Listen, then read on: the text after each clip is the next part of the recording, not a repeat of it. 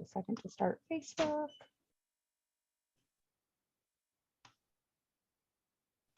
You are good to go. Okay, cool.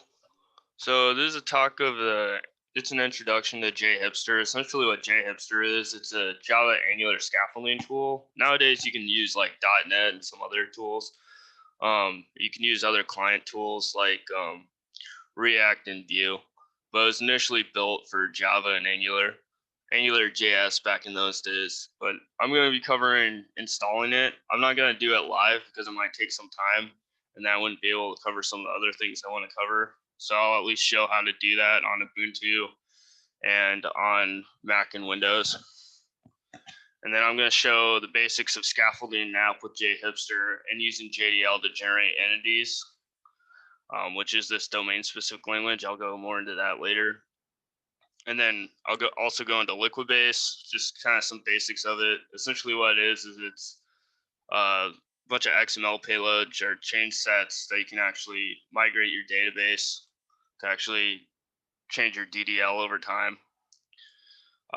Authentication and authorization, I'm going to use Jwts for that. And that'll be just scaffolded out. And I'll go over, we'll do some basic Angular. And now I'll show some of the basics of REST that get generated out, as well as the admin options that could come out like Swagger. So you're actually able to use Swagger to access these REST APIs. So let's go into installing. On Mac and Windows, you'll just download Node. On Ubuntu, the newest packages of Node that you need for Jhipster aren't in the central repository. So essentially what you'll do is you'll run this curl command, and then you'll do a sudo apt install node.js, and then you'll check the version. It should be 14.17 if you do it at this time. If you use a newer version, it should work too. So installing, you'll need JDK 11 for this. So on Ubuntu, you'll just say sudo apt install open JDK 11, JDK like that. Or you can use the official Oracle JDK on Mac and Windows, which is right there. And then to install it, you'll do an npm install -g generator -jhipster. And I'll talk about using it. I'll actually use it live, but I'm going to go into what the actual options are before we actually do it live. So there's microservice architecture that you can use, and then there's monolithic applications. I've just worked with monolithic applications, so we're going to do that for now. But it has options for microservices as well, and the stack is actually pretty robust. Another thing it'll ask for is Spring Webflux. So I'm going to use the servlet stack just because that's what I'm used to. But if you're dealing with a high concurrent, if you need high concurrency in your application, it might be looking into the reactive stack or Spring Webflux to do that. Authentication, you kind of have 3 different options for that. You have Jwt Authentication. If you don't know what that is, essentially what it is you have a bearer token that you pass. First, you give credentials to an issuer URI, and then once you use that URI, you'll have a bearer token. And I'll show more in detail on that. Oauth and OpenID Connect authentication is essentially where you use an identity provider, something like Okta or Keycloak, or in my case on my application, I use Clever and ClassLink for that. And you can modify the source code. It's built really well if you want to link into Okta, which is what most people need. In my case, I'm just building a EdTech application, so it makes sense to use ClassLink, but it's kind of hard to implement. And then they have HTTP session authentication as well. And for database, they have SQL, MongoDB, Cassandra, and Neo4j is experimental. We're just going to be doing the SQL version of this. And then for the development databases, they have H2 with disk-based persistence and then just in-memory persistence. H2 is a good option because it's an in-memory database and you can do things on the fly for pretty easily. And then for caching, they have a variety of caching options. I'm going to be using eCache for this. And then you can set up your second level cache. You have build options, so you can use Maven or Gradle. I usually just use Maven for this, just because that's what I'm used to. And then you can set up a Jhipster registry as well, which is essentially a Eureka server. I don't know a whole lot about that because I've never done it, but there's a link if you want to look more into that.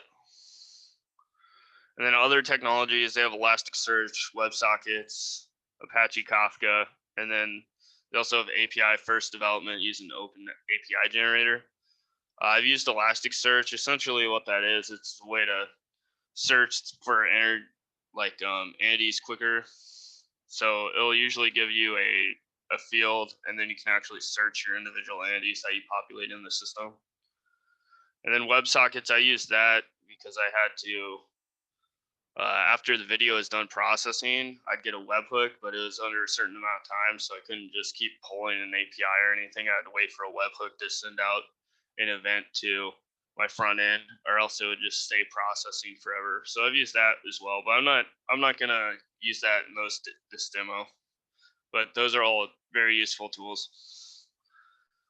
And then client-side frameworks, you have the options of Angular, React, and Vue. In this demo, we're going to be using Angular just because that's what I know. And then I usually use the admin UI because there's a lot of useful features in there. And then you have a choice of themes. I usually just use the default one, but you can go through Bootswatch and check out what themes there are. And it has international support too. So if you need multiple languages, if you're going to have an application that's going to scale the globe, or maybe in certain regions where certain demographics use different languages, you can do that as well. You also have different testing frameworks. So you have Cypress, Protractor, Gatling, and Cucumber. I'm not really going to cover these, but I've used Cypress and Protractor in the field, and they work pretty well for end-to-end testing. Gatling and Cucumber I've never used. I know UP was starting to use Cucumber for behavior testing. Gatling, I think, is a load testing. But that's what I know about that.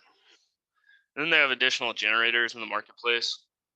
I'm not going to go over that, but there's a link if you want to look into some of the marketplace options too.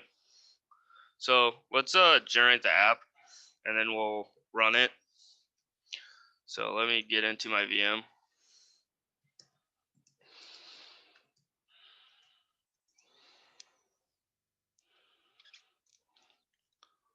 So I'll type Jhipster in here. And this is the generator that I was talking about with those different options. So I'm going to do monolithic. I'm just going to use this as my base name. I'm not going to use Webflux in this case. I'm going to use default package name. I'm going to use Jwt Authentication, SQL, and then MySQL for production, and then H2 with disk-based persistence, eCache, second level cache, Maven, and then I'm not going to use the registry. I'm not going to add any additional stuff. I'm going to use Angular, and then I'm going to add the admin UI, and then I'm going to use the default Jhipster theme. And then I'm not going to do internationalization in this case. I'm going to use English as the default, and then I'm going to skip the additional testing tools in this case. And then I'll skip that as well, the marketplace options. And then you'll see a plethora of stuff get generated. So this is all the Java and Angular that needs to be built to build amongst all those options. And I'll show what the initial UI looks like as soon as this is done generating.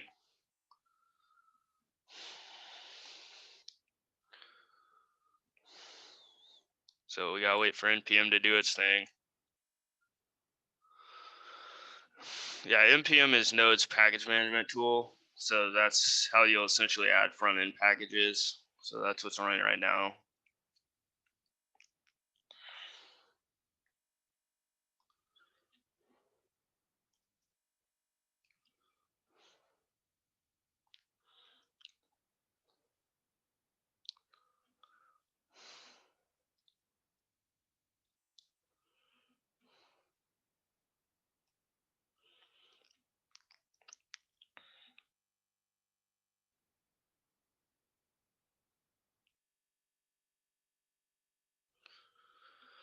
Yeah, I'll get done. This is kind of why I didn't show the actual installation instructions. I just want to show the generation and what the UI looked like, because it takes a while just to generate it. But once the stuff is built and put into your global repositories, then things go a little faster.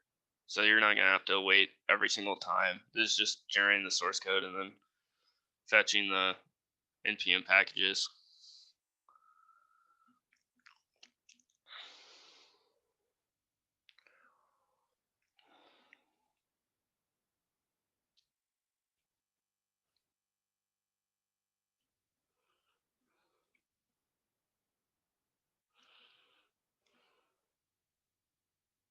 All right, cool.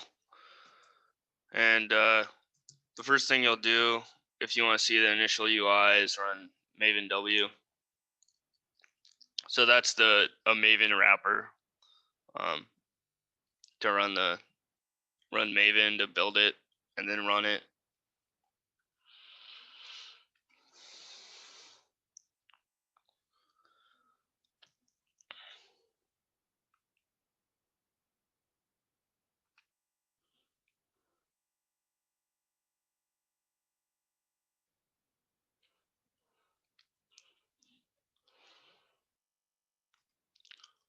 So does anyone have any questions while this is running, or?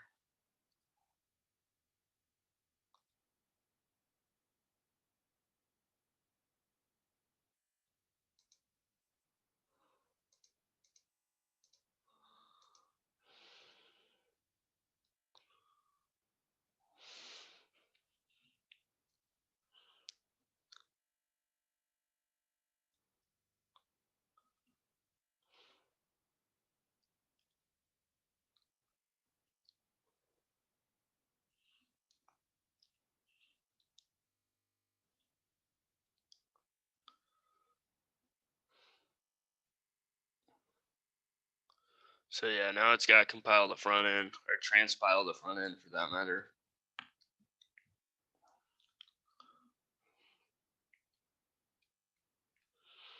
And they have like browser sync and stuff, so I'll show that. So as soon as it starts running, if you just start making front end changes, you can run a node server and just make front end changes, and it'll auto update, so you don't have to keep building this over and over.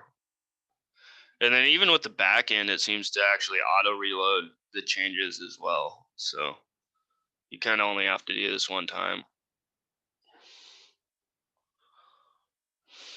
Okay, it says the build was successful,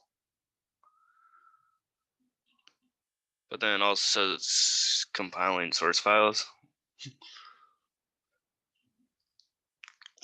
Okay, now it's actually executing. So it builds back end, then the front end, and then finally executes. So once you see this, everything should be good.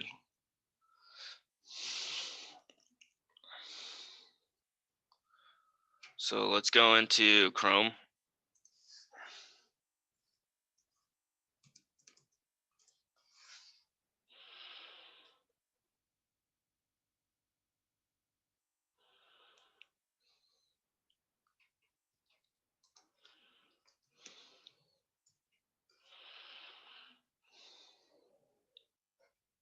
Sure. Okay, so this is the initial UI.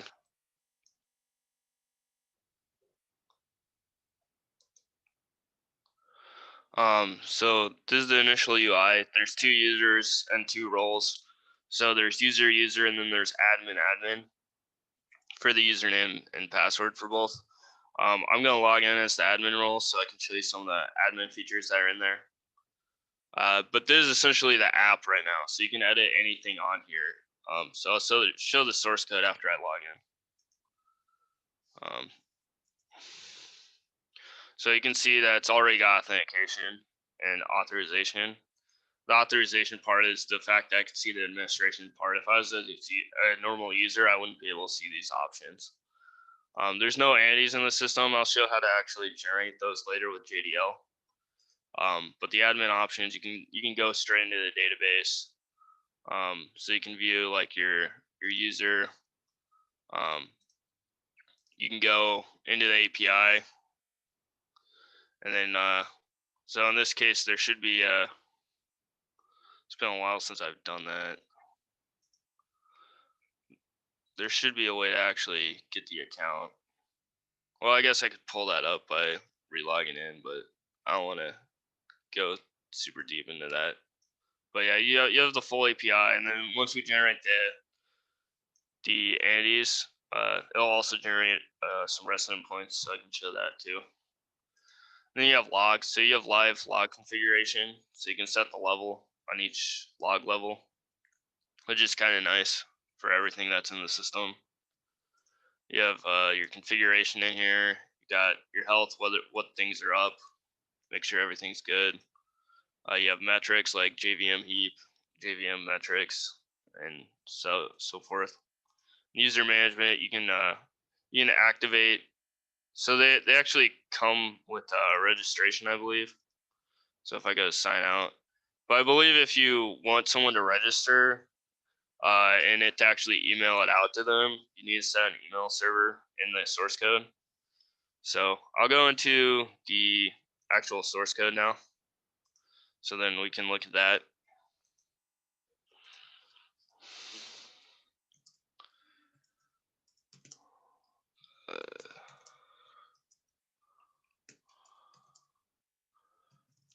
STS.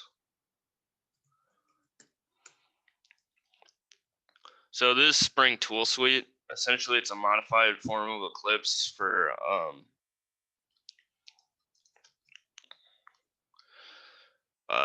Spring, since this generated out a Spring application, Spring monolith specifically.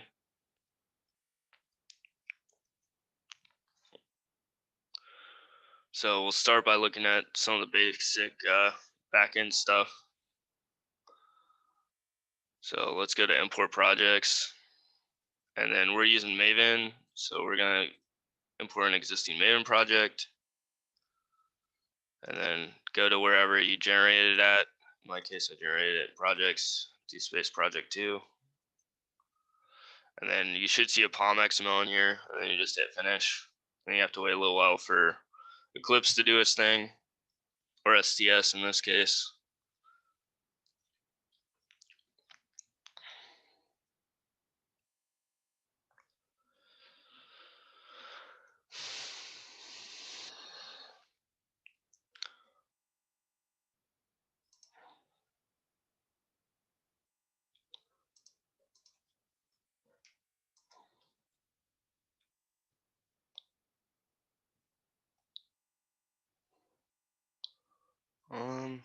Yeah, I already covered that. I showed that, so I'll show the JDL after I show some of the basic stuff. Well, let's do that. Let's just using two screens, sorry. So I'll copy this.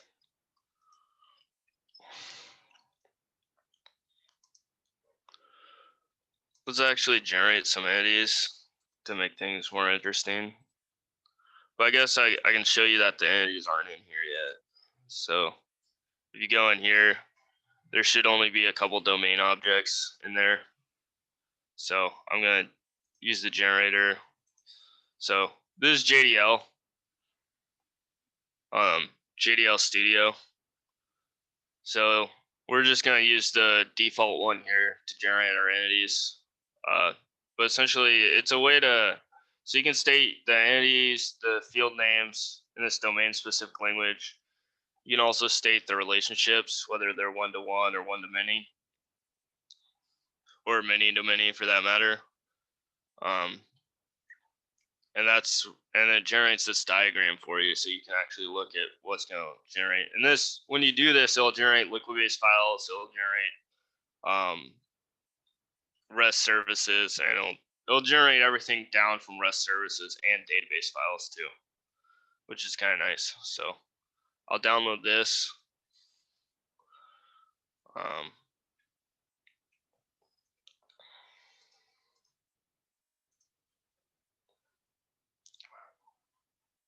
right.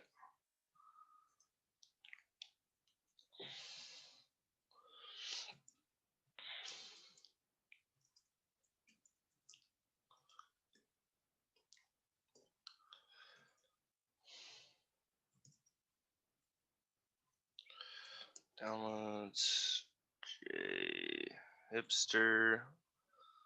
I think I downloaded like 1 or something.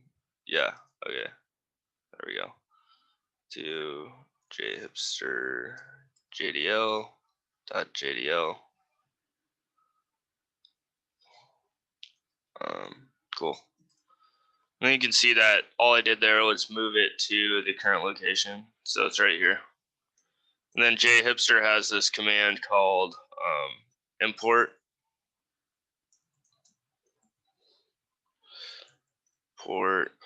JDL, Jhipster JDL. And this will generate the entities that we just saw. So you can see all the source files it's generating. So I'll go into the REST services and all the way down, which is a repository pattern. That's essentially an easy way to generate queries and stuff like that.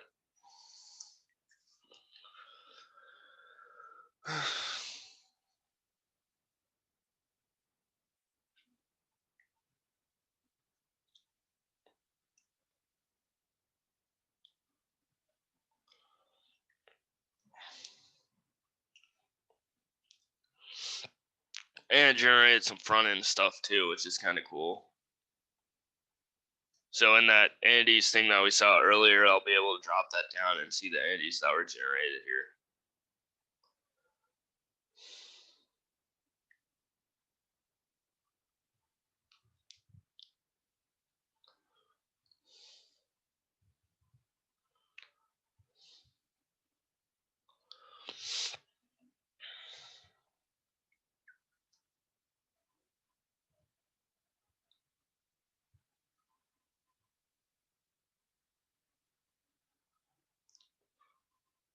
So I'll start with the top down, I guess. So I'll start with the REST services and then show the repository and the domain objects and then the liquibase files.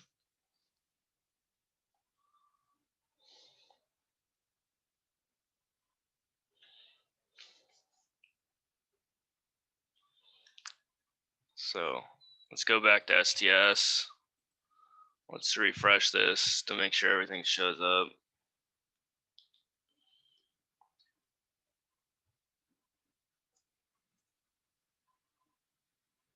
Okay, you can see that these additional domain objects showed up. So let's start with the REST services. So I'm going to go into the, the employee one.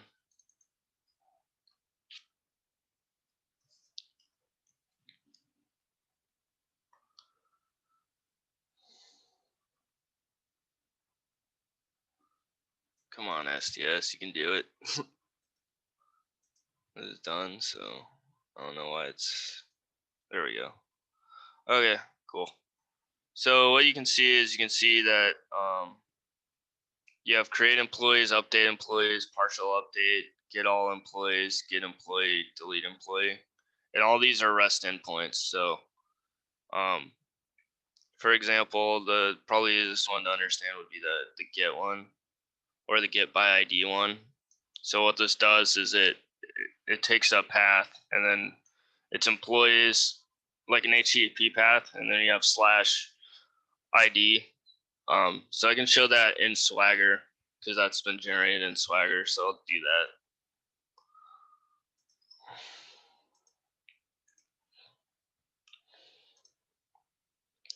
Hopefully it live reloaded everything. So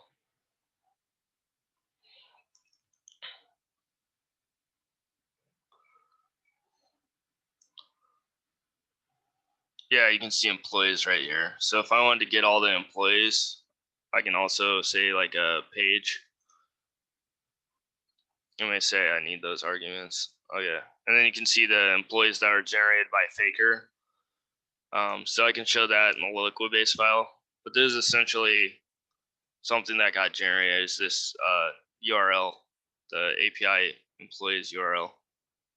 And if you want to see the fully qualified version, you can see it right here. So it's localhost/API/employees. And then you can also see the bearer token, and you get that from the issuer URI. It's been a while since I've done Jwt through Jhipster, so I'm not going to show how to actually get this thing issued. But if you go through those user or account, it should be something in here. And there should be a way to actually pass your user credentials in. I haven't done it for a while, and this is Jhipster 7, so I think it changed a little bit since I used to do that, because I've been on OpenID Connect and Oauth 2 recently. But yeah, we saw that you could just run this straight there, and it has this pageable object, and there should be some front end changes. So while we're doing that, I'll load up the front end. So the benefit of doing this, like it normally builds the whole app. We obviously saw front end, but this will actually live reload all the changes that we make on the front end. And it'll be on port 4200. But I'll start going down the stack. So essentially what there is there's this Git mapping in this case, which we showed a Git request to it. Now I guess I was doing this one, but and then you can look at the employee repository.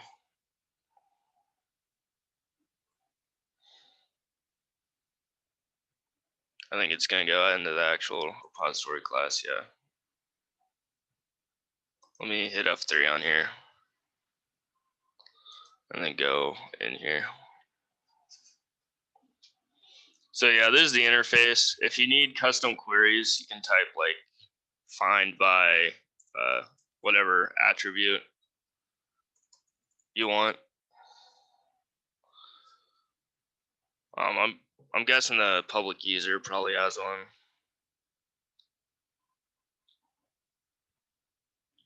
Yeah. Oh, that's the resource. I thought it was in repositories. My bad. Okay. So the user, yeah, it has some in here already. So this is kind of how you do your queries and stuff. So you can see like they have find one by email ignored case. They have find one by login.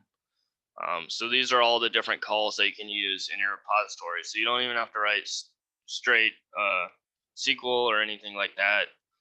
You can just use these and they'll actually generate the SQL for you when you're doing queries, which is kind of nice. The other thing I wanted to show was the actual domain object. So I'll go back to the employee and we'll see the employee domain object.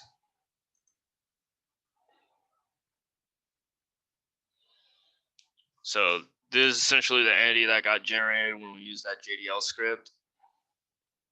So there's these column names. Oh, this is the front end actually showed up. But there's getters and setters. There's the one-to-many generation relationships that we saw, and all that stuff's in there. And then the last thing I wanted to show in the back end was the liquibase files. So if you go into config, liquibase, and then changelog, and then go to employee,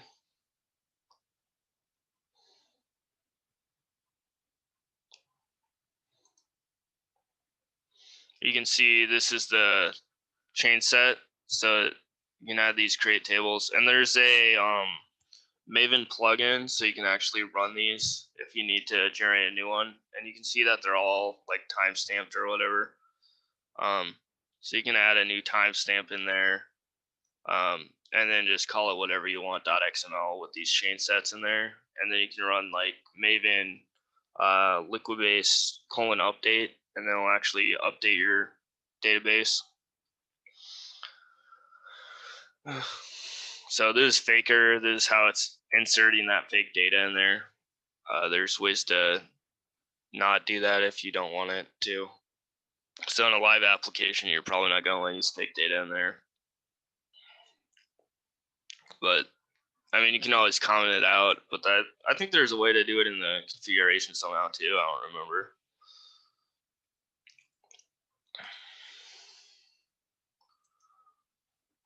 So now that we're in here, I'm going to log in as an admin again. I think I could actually log in as a user if I wanted to in this case, because I was just going to show that the entities show up now. So there is a UI. You can view it. You can see that the route changes. You can delete it. So you get all these for free. You get view, edit, and the cool thing about this is like you get the source code for this too. So if I go into VS Code, and then I open our new project, the source main web app.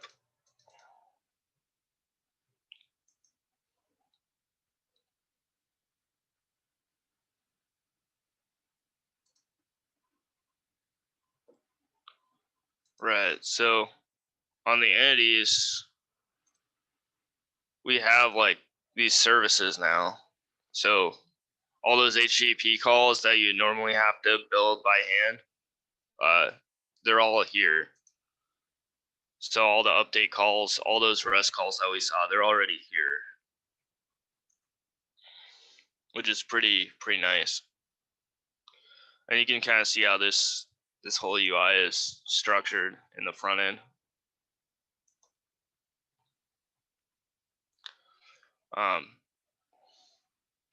I was gonna show some basic Angular just to show that Angular is working. So kind of the idea here was it starts at home. So if you go to the home component and the home HTML file,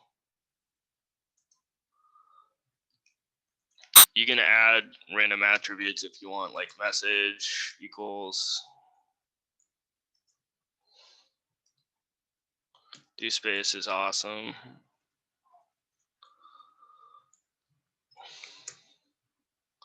And then you can add change the HTML to like your message.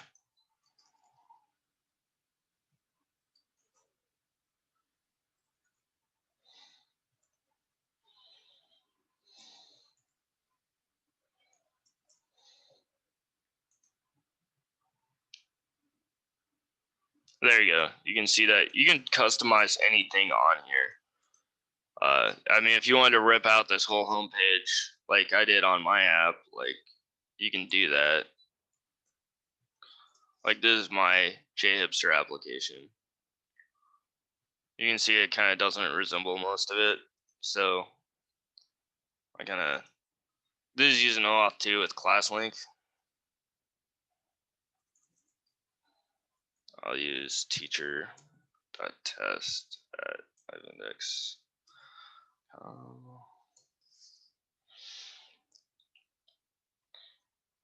And the cool thing about this is I got the roles with it too. So it has a role-based system. So I set up like a teacher role, and there's documentation on that. So the teacher only views itself, and then the student will view all of their teachers. And also, like, for instance, I don't want the student to go into who watched, which shows like what percentage everyone watched each video.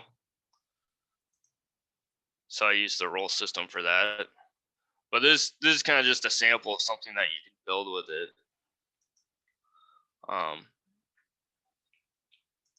I think that's all I was going to show for now. Is kind of just an introductory video to kind of show you how to generate an app and play around with the source code. Does anyone have any questions?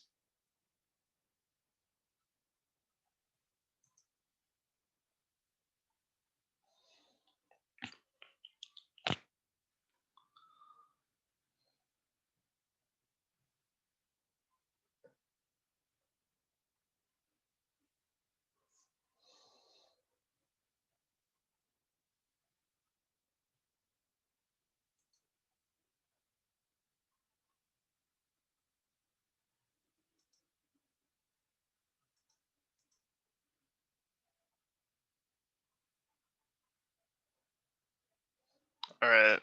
If no one has any questions, I'm gonna leave for now. All right. Thanks. Bye. Have a good one. Thank you. Yeah. Bye. Bye.